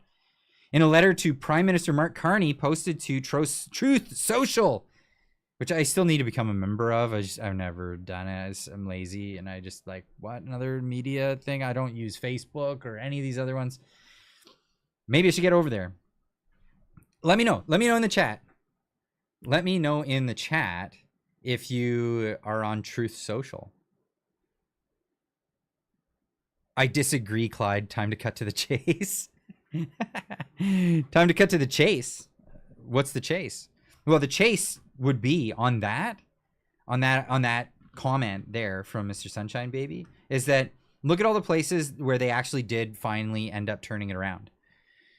Where did they finally turn it around? It was in Argentina is the best example. Argentina is the best example.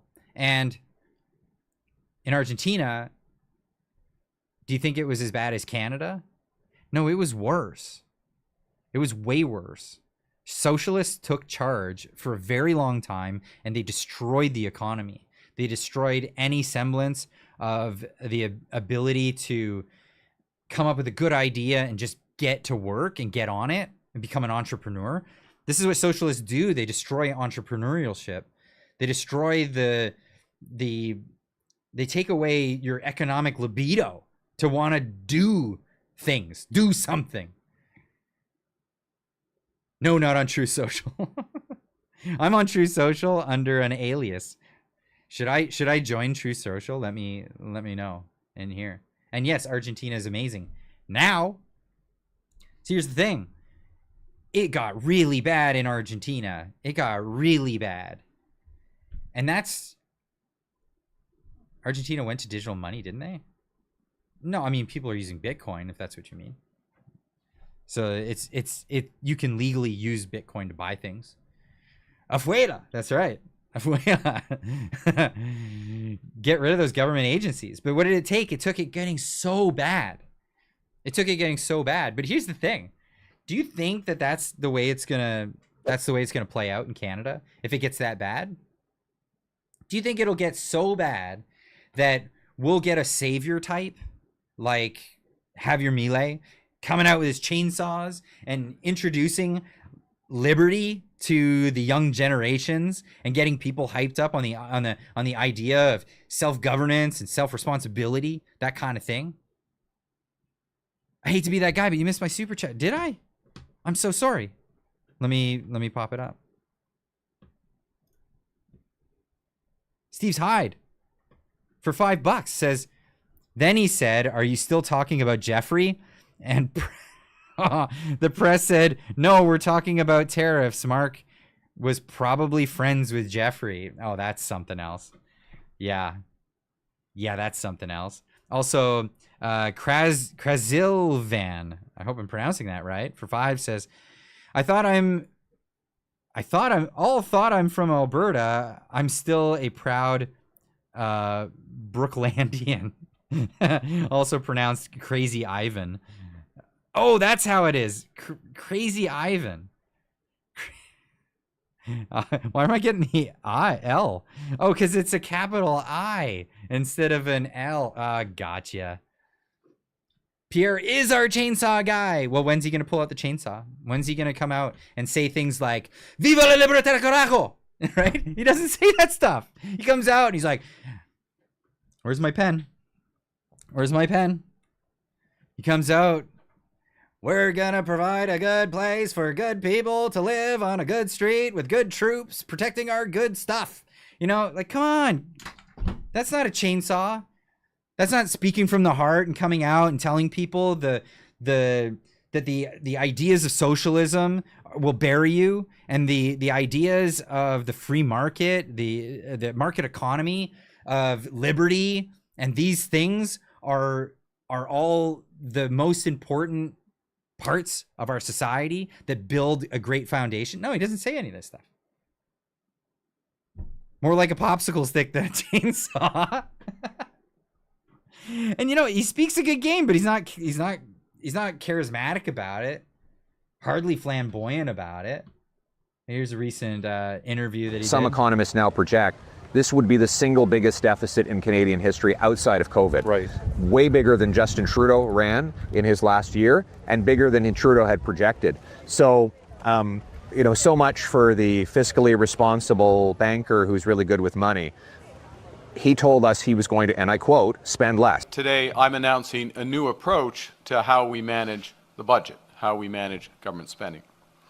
And the essence of this is to spend less and invest more.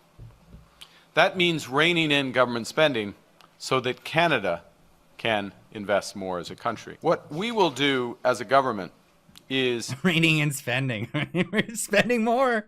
They're spending more. They just got to say nice things. It's crazy.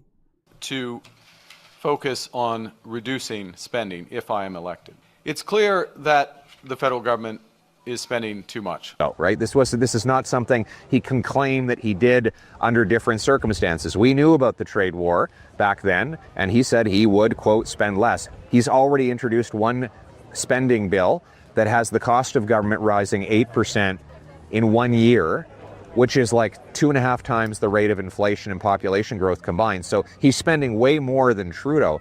And you know, it's like a massive morbidly obese man putting on an extra 20 or 30 pounds. And it would be. I love that. He's got to use that analogy more.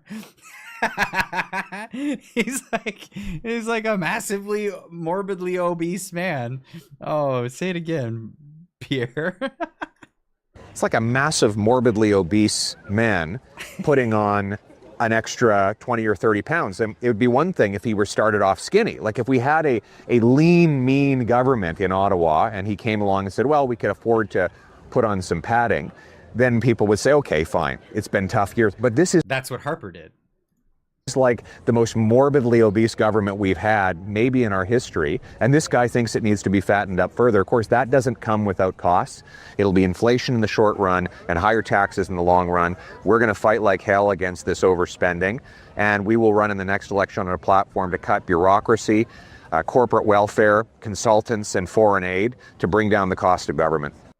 To bring down the cost of government. He says all the great things, but where's, apart from the fat guy analogy, I love the fat guy analogy, by the way. I think that's hilarious. We need more of that, Pierre. Do more of that. But Really, when he gets in front of a pub, when he's in front of conservatives, he'll say conservative things. But when he gets in front of the rest of Canada, he doesn't say conservative things. He says liberal stuff. He says liberal things. In fact, so much so that during the last election, and man, dude, I've been saying this stuff. People been railing on me for a while now because I started saying this before the end of the election, during the election, actually from when the election started, because I was really unimpressed with the main messaging of the campaign, because I know he's got it in him. I know he's got libertarian sensibilities. I mean, I've read what he's read on his bookshelf, right? I know the literature that is his background.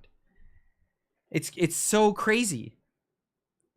Probably a lot of you guys seen how PP called the pleb and Mark. I believe PP needs to go against the norm and approach normal government approach and just be a real dude.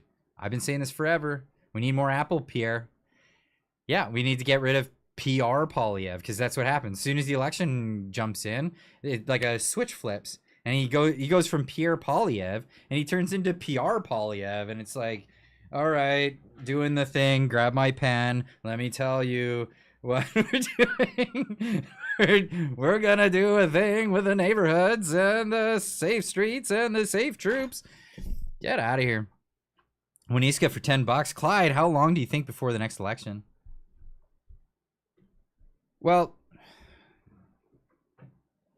so it comes down to this. In my estimate, my opinion, that even though the popularity of Carney is going to slide and wane, and then the people like realize that it's crappy and it's not good.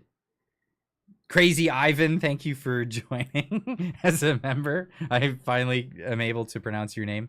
I appreciate that. But yeah, Winiska, this is... Look at it this way. Who holds all the cards, really, at the end of the day? Who's holding all the cards? It's the Bloc Québécois. They're deciding vote. The Liberals are not going to vote no confidence. The NDP are not numerous enough to be a factor in there. The Greens aren't a factor in there. The Conservatives want a vote of no confidence, but the NDP, they don't want to go to an election either. That's the thing. They don't want to go to an election. The Liberals don't want to go to an election because they don't want to deal with an election. They've got the power that they need. So it comes down to the Bloc Québécois. So the Bloc would look at it this way. They're not going to become the ruling party in Canada. Oh, G-Meister's in the chat now at tonight's Discord server link. Thanks for joining, my man. Chili Pepper's been doing the links since before this. But so yeah, look at it this way. The Bloc Québécois, they're not going to be the ruling party. That's not a thing that they do. So they're looking out for their own interests. They're always looking out for their own interests, and they're unabashed about it. They say all kinds of fancy stuff, but do not judge people by what they say. Judge people by what they do. It should always be a litmus test for everybody. Don't judge people by what they say. Judge people by what they do. So what do the Bloc Québécois do? Well, they work with the Liberals because the Liberals are willing to give them more stuff. They're happy to just, I'll spend other Canadians' money on stuff for you guys. Sure. Yeah, actions absolutely speak louder than words. So, yeah, we'll give you the stuff that you want. And they know that. And they know that the Conservatives won't. The Conservatives will be much more hesitant to give goodies and freebies to Quebec. They will, because they know they got to play ball. But it's always going to be a fight with the Conservatives. With the Liberals, it's easy. They'll roll over. They're like, I don't care. We don't know what fiscal responsibility is. You want a couple $1 million? Sure, no problem.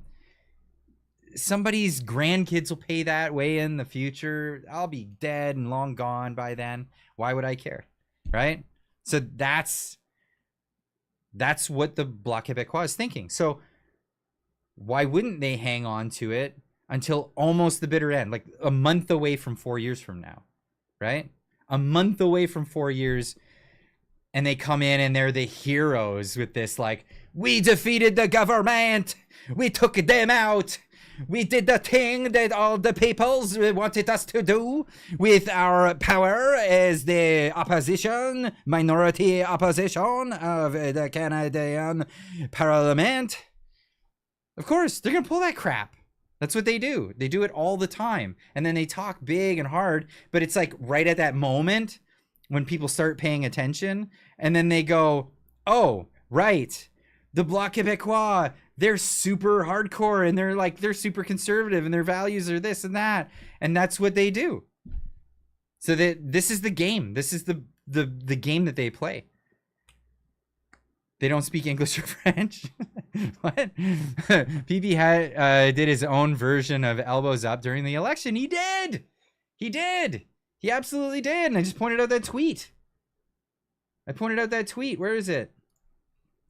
I gotta do it. With the thing. The latest tariff threats are another unjustified attack on Canada's economy. Or he doesn't even say it that loud. The latest, with his toned voice, the latest tariff threats are another unjustified attack on Canada's economy. Sorry, it's tiring. It's tiring. It's not true. And here we are. 2 months later, 2 months in, the Carney government has not materially opposed the U.S. agenda in any meaningful sense, says the National Post. Amazing. Oh, I'm tired of this. Somebody tell me if I'm ranting too much in this live stream. But if the government are tax dollars paid for your outfit to post to pay writers to write articles, stop putting everything behind a paywall. Seriously, this is uniquely a Canadian thing. Tell me if it's not. A uniquely a Canadian thing.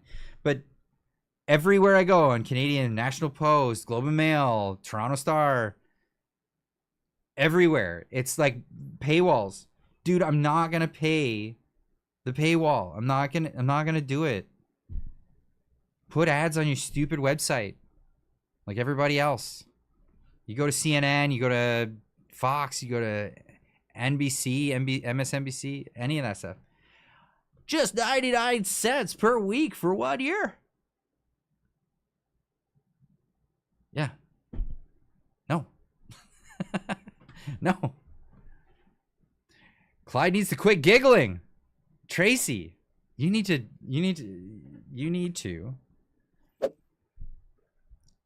remember that old adage. If you can't fight them, join them. Giggle with me, Tracy. Giggle with me. I think you'll enjoy it. Oh, Kyle Jester, my man. Good to see you in here. Oh gosh, those things, they suck. Yeah, paywalls suck, my man. You know it.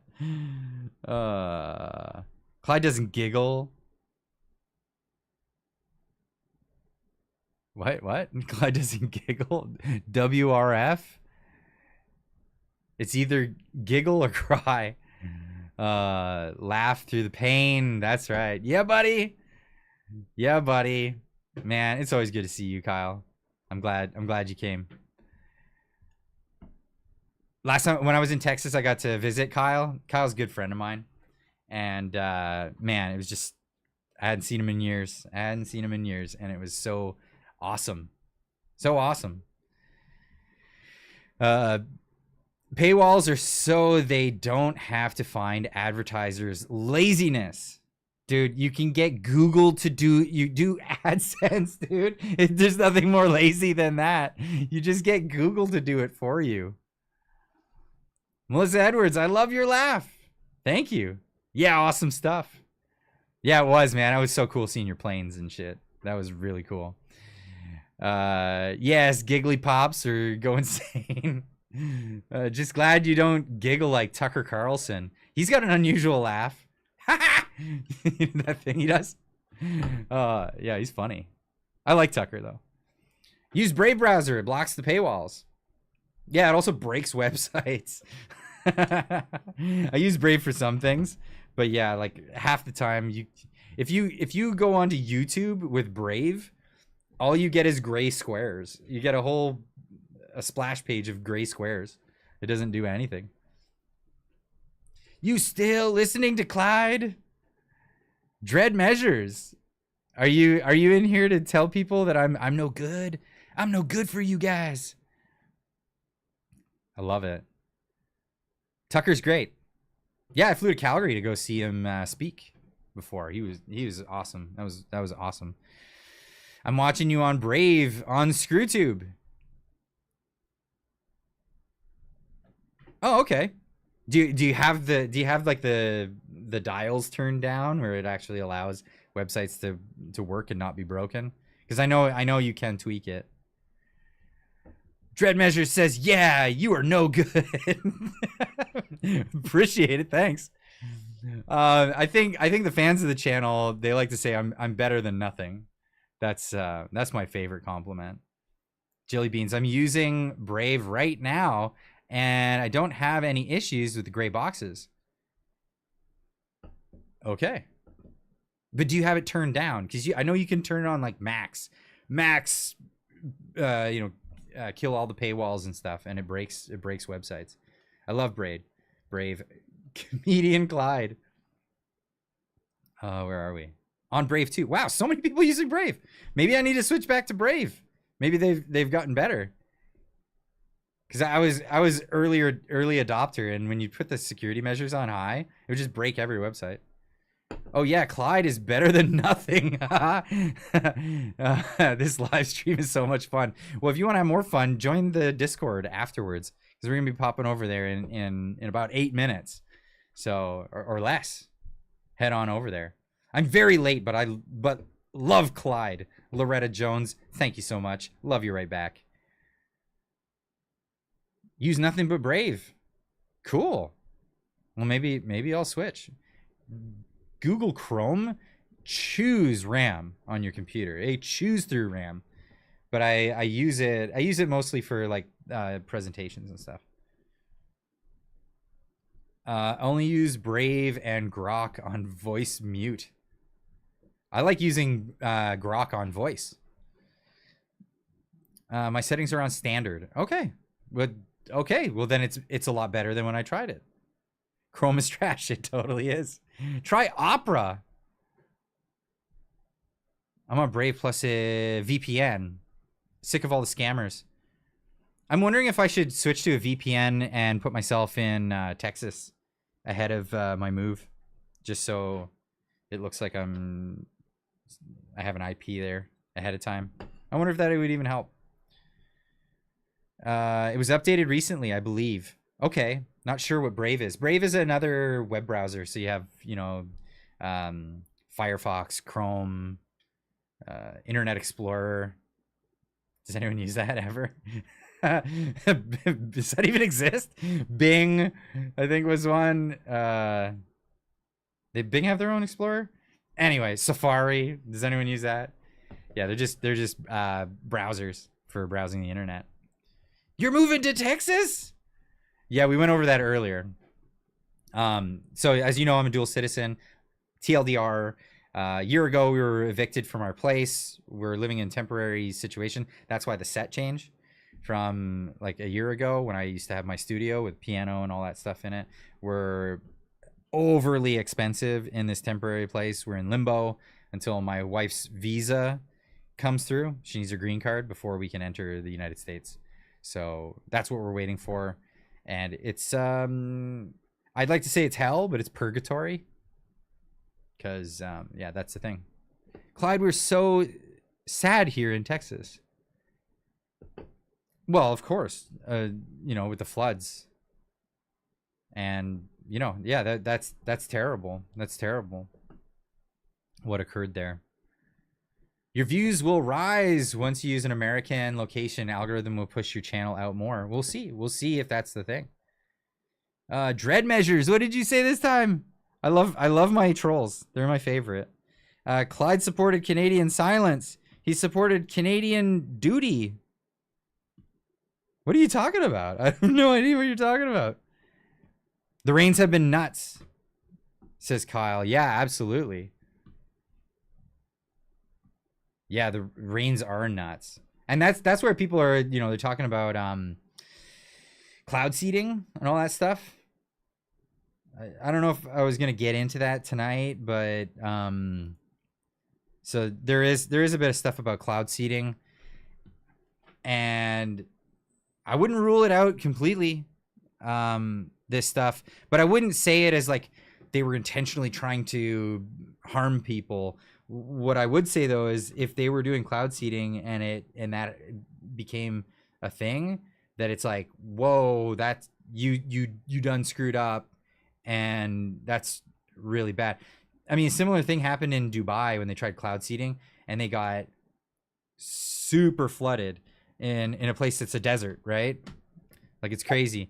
What is cloud seeding, and did it cause the Dubai flooding? Of course, BBC in this article is like, debunked. No, it didn't. This is not what happened. But it's like billionaires were bragging, like, check it out, we could make it rain. And then they got flooded. And then they're like, yeah, no, it was not that. It was totally not that. It had some other things going on that are really hard to explain. And so we're just going to tell you that you don't understand. Just trust the science, because that's what science is. It's about trust, not measure, hypothesis, and peer review. It's about faith. Keep the faith. Sorry, I just saw that word pop up. Nala saying, I'm a dual also, but Canada is better. Hang in, bro. Keep the faith, even by a thread. Hang in. I'm gonna disagree with you on the second part of that statement, but I love you nonetheless. Definitely not the company called Rainmaker working in Texas. LOL. Yeah, no, it's crazy, and I'm not gonna go down the conspiracy rabbit hole or anything like that. But let's just be honest, man. Like, cloud seeding is a real thing, and it's we'll be finding out if that's something that can cause disasters like this. It very well could be. The science does indicate that could be a factor. Do you have elevation maps of Texas to look at before you pick a location? And what, like something with topography, so I can buy something on Highlands? Yeah, I could get those. I guess. I don't think the area that I'm moving to flooded. They do have culverts and stuff where I'm moving. I noticed that all through the neighborhood, so it's not unheard of that floodwaters might come. Never trust a guy named Lucky who has a mullet. I know exactly who you're talking about. That's funny. But that being said, we could go all night, but then we wouldn't get into the Discord, and that's the whole point. So everybody who hasn't already, there's a link that one of the moderators is going to put in here called sorry, Clyde, that part is called Flood Alley because of the limestone. It was a tragedy. Yeah, it was a tragedy, and not unlike a tragedy that happened in the 90s. Very similar. So these things do naturally happen. So yeah, we got to be mindful of that. Anyway, tonight's Discord link right here. If you don't use this link during the live stream or within an hour or so of it being live, you probably won't be able to use that link because the link expires. We only make these links available during the live stream. If you're watching this after the fact and you're like, how do I get into the Discord? How can I make it a thing? I really want to chat with all these people. You got to be here live during the Friday night live streams. They happen between 6:30 and 8:30 Pacific time. So that's 9:30 that starts at 9:30 if you're Eastern. I guess it's 10:30 if you're in the Maritimes, or 11 o'clock if you're in Newfoundland. They start pretty late because we're on the West Coast over here. I got to work my day job, and that's the thing I got to do before we even get here. So get into that link, the link right there. If you don't know what Discord is, Discord's another social media app. I know this isn't some ploy to get you to go to a place where blah blah blah, any of that stuff. No, it's just community of like-minded people. It's even a dead end socially. Like, I'm not getting any social media clout or any of that stuff for it. And this is literally why we only do this during the live streams. If I put the link out in my regular videos, I found so many different people, people who don't necessarily want to be part of the community, let's just say trolls or bots or all that stuff, end up in the Discord. So we had to call the Discord, saying going on like a year and a half ago, or maybe somewhere around there, because there was just so many bots and trolls in there. So we made sure to do it this way. And it seems like every Friday we've got this really good, robust group of people that love to pop in and have conversations. You don't have to share your video. You don't even have to talk if you don't want. You can just come in and listen. This is just what we do in the Discord. You can lurk all you want. It's open. Mind your P's and Q's, by the way. Always know that there's always somebody listening. So act accordingly. Don't say things that you wouldn't want to say anywhere else. Just keep that in mind. But yeah, it's an open forum for people to come in. That's only available during the live streams. This is it's a treat, especial for all of you here in Canada and anywhere you happen to be.